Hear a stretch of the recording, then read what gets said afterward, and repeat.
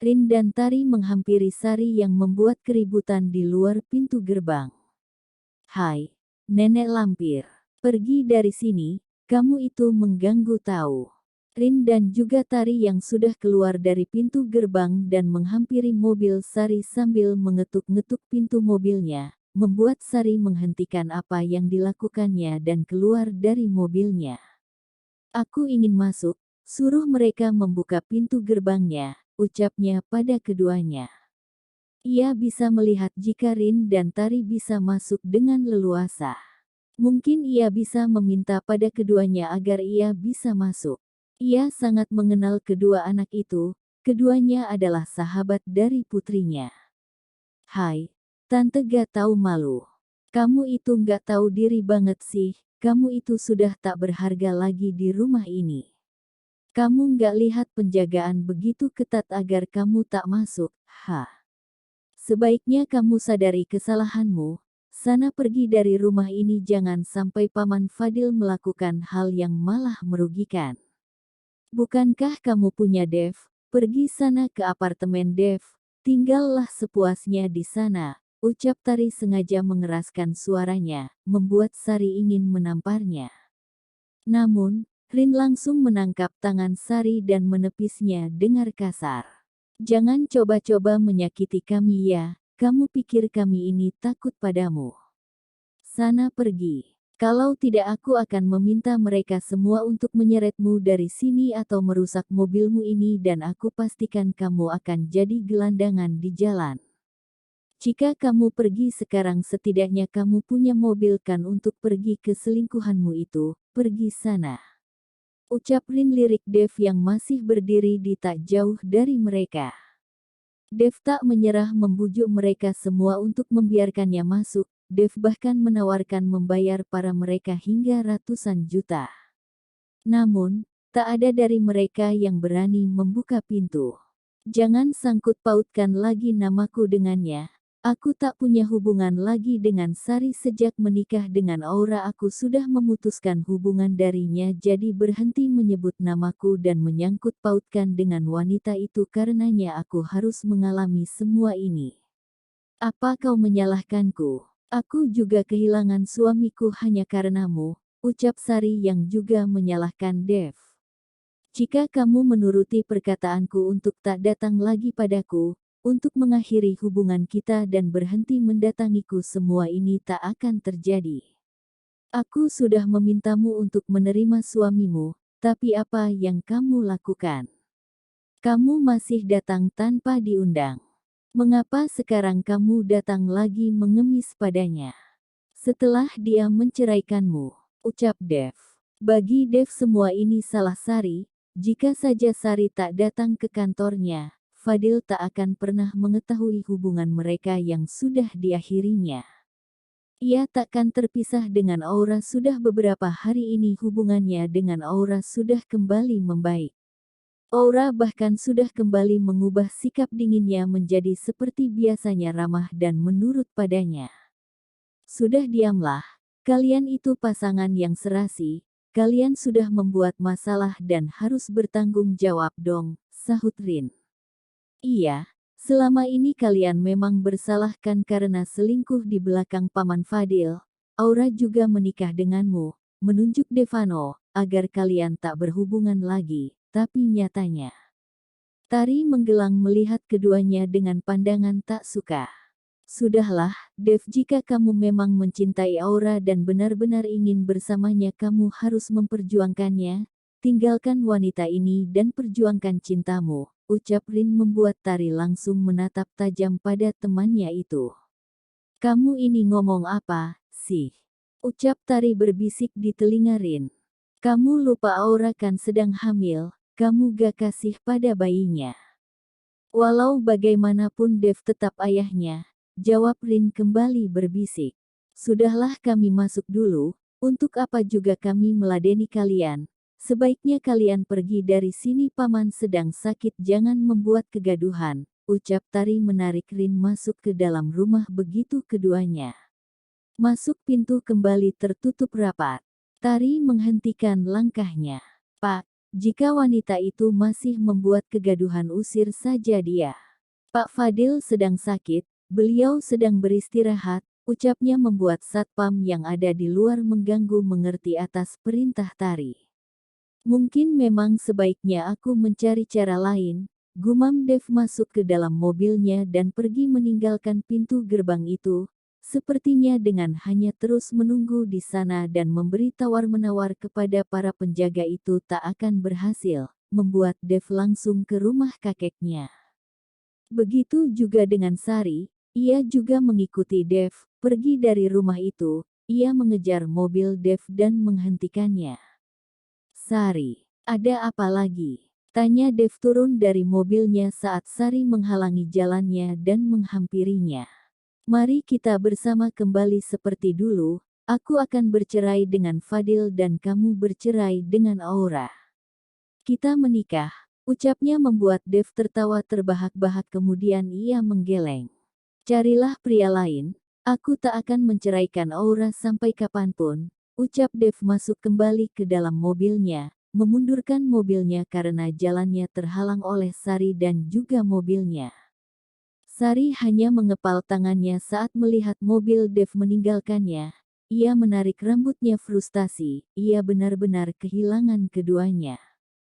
Sari kehilangan Dev dan juga Fadil, ia saat ini sedang sendiri dan sudah tak memiliki apa-apa.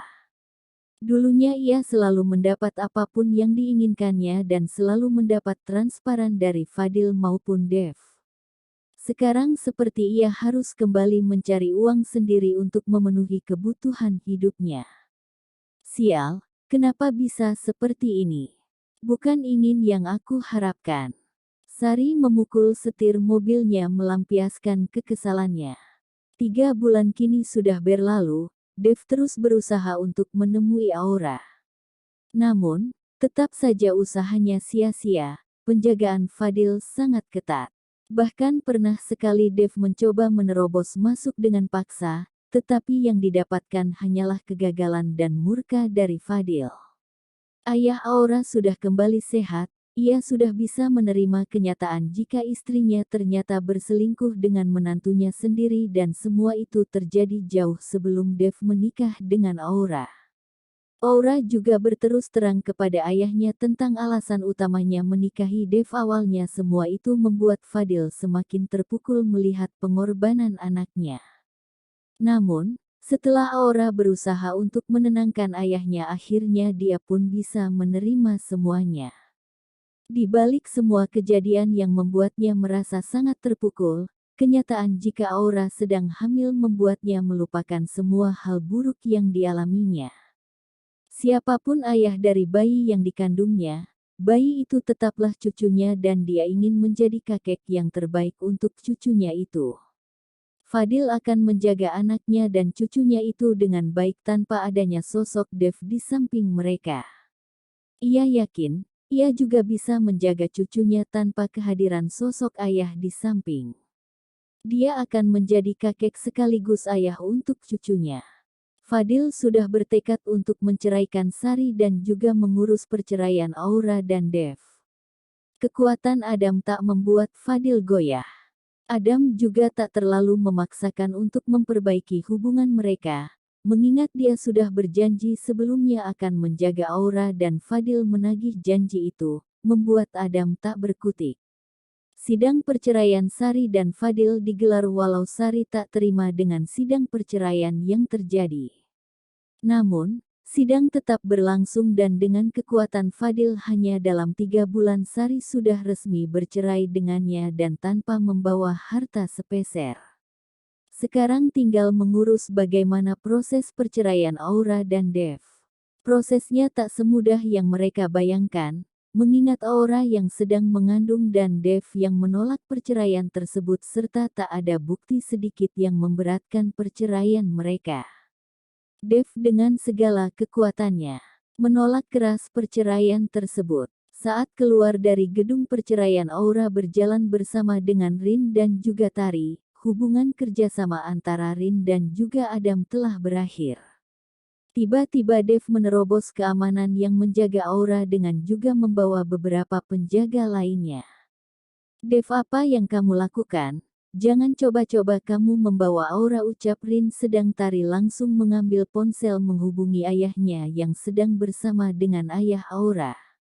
Aku bisa saja menyakiti ayahmu jika kamu tak mau ikut denganku, bisik Dev di telinga Aura saat ini dia sudah mendekap dan menariknya menuju ke mobil yang sudah terparkir tak jauh dari mereka. Aura bisa melihat kemarahan di wajah Dev. Ia tak ingin jika Dev benar sampai melukai ayahnya. Jangan sakiti ayahku. Aku tak akan melakukannya jika kamu menurut. Perkelahian pun terjadi di antara kedua anak buah mereka. Dev terus mengancam Aura dan memintanya untuk ikut tanpa perlawanan. Mengabaikan para bawaan mereka yang sudah saling adu kekuatan. Begitu Dev memasukkan Aura ke dalam mobil, mereka langsung meninggalkan tempat tersebut. Fadil dan juga kedua temannya Joy dan juga Irwan baru saja datang, mereka hanya bisa melihat Dev membawa pergi. Setelah melihat tuan mereka pergi, para bawahan mereka juga meninggalkan perkelahian mereka. Ayo cepat, kejar mereka. Jangan biarkan Dev membawa anakku. Seru Fadil mengambil mobil dan aksi kejar-kejaran pun tak terhindari. Namun, berkat rencana yang sudah mereka susun sebelumnya, anak buah Dev berhasil mengelabui mereka dan Dev berhasil lolos. Irwan terus mencoba menenangkan Fadil mengatakan jika semua akan baik-baik saja, sebaiknya kita menunggu beberapa saat dan kita temui Adam, kita bicarakan secara baik-baik pada mereka daripada kita harus terus bersitegang seperti ini. Ingat ada janin yang ada di rahim Aura. Aura sedang mengandung anak Dev, dia tidak akan macam-macam pada Aura, dia hanya ingin bersama dengan istrinya. Kamu tenang saja, cepat atau lambat ia pasti mengembalikan Aura. Sekarang kita coba berpikir jernih, kita temui Pak Adam. Benar apa yang dikatakan oleh Irwan, kita selesaikan semua secara baik-baik, ucap Joy. Dev membawa Aura ke bandara. Di sana sudah menunggu pesawat jet pribadi yang akan membawa mereka. Aura tak ingin turun dari mobilnya dan mengeratkan pegangannya. Kita mau kemana? Tanya Aura tak ingin membuka sabuk pengamannya. Namun, Dev membukanya secara paksa. Ia bahkan menggendong Aura untuk naik ke pesawat. Tak peduli Aura yang meronta-ronta dan memukulnya, ia tetap membawa Aura naik di pesawat. Dev kembali menahan Aura di pangkuannya, tak membiarkan Aura memberontak. Ia menahan tangan Aura agar tak terlalu banyak bergerak. Ia sudah tahu jika ada janin yang harus dijaganya. Tenanglah, aku mohon tenanglah. Kau bisa membahayakan anak kita, ucapnya membuat Aura pun tenang. Sejenak karena rasa kesalnya pada Dev ia lupa jika ada janin yang ada di rahimnya. Ia pun memegang perutnya memastikan jika bayinya tak apa-apa. Kamu jahat, aku ingin pulang ke ayah. Aku mohon, aku tak mau bersamamu, aku membencimu. Ini anakku, ini bukan anakmu, ucapnya yang kini sudah berlinang air mata. Aura menangis terseduh-seduh layaknya anak kecil yang mencari ayahnya. Dev mengusap air mata Aura dengan sangat lembut. Tenanglah. Aku minta maaf. Aku tahu aku salah. Aku hanya ingin memperbaiki semuanya. Ini demi anak kita, sayang.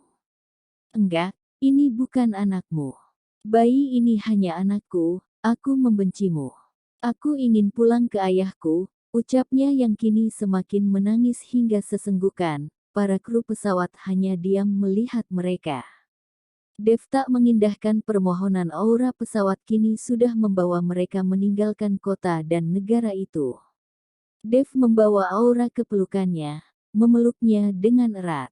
Walau Aura memberontak, Dev tak mau melepas pelukannya. Ia membiarkan kemejanya basah oleh air mata Aura, membiarkannya menangis hingga tangisan itu perlahan-pelan dan menghilang. Dev melihat Aura, ternyata istrinya itu sudah tertidur. Ia pun tersenyum dan mengecup keningnya Aura. Maaf karena telah membuatmu membenciku. Aku akan kembali membuatmu mencintaiku, Ucapnya kembali mempererat pelukannya dengan menempelkan bibirnya di kening Aura. Sepanjang perjalanan, Dev tak pernah melepaskan pelukannya. Begitupun ciumannya, ia menutup matanya dan merasakan hangatnya tubuh Aura dalam pelukannya. Dev sudah sangat lama merindukan pelukan hangat itu, aroma tubuh Aura yang sudah menjadi candunya. Terketuk dalam hatinya untuk membahagiakan wanita yang kini ada di pangkuannya, hingga tanpa sadar rasa nyaman yang Dev rasakan saat kembali bisa memeluk istrinya itu, ia pun tertidur. Setelah beberapa saat Dev membuka matanya, alangkah terkejutnya ia saat Aura tak ada di pelukannya. Dev langsung berdiri dan mencari istri. "Aura, di mana kamu?" teriaknya. Bahkan ia ingin membuka pintu pesawat. Namun, pramugari langsung menahannya. "Ada apa, Pak?" tanyanya yang bisa melihat kepanikan di wajah Dev. "Di mana istriku? Jangan bilang dia berhasil kabur dariku," ucap Devano dalam kepanikannya. Ia bahkan tak sadar jika mereka masih mengudara. "Kita masih di udara, Pak. Kita masih 1 jam sebelum sampai di negara tujuan kita. Ibu Lili ada di kamar mandi. Beliau baru saja masuk," ucapnya menunjuk ke arah kamar mandi yang ada di sisi lain pesawat itu. Dev langsung merosot menjatuhkan tubuhnya di bangku pesawat, tulangnya terasa lemas.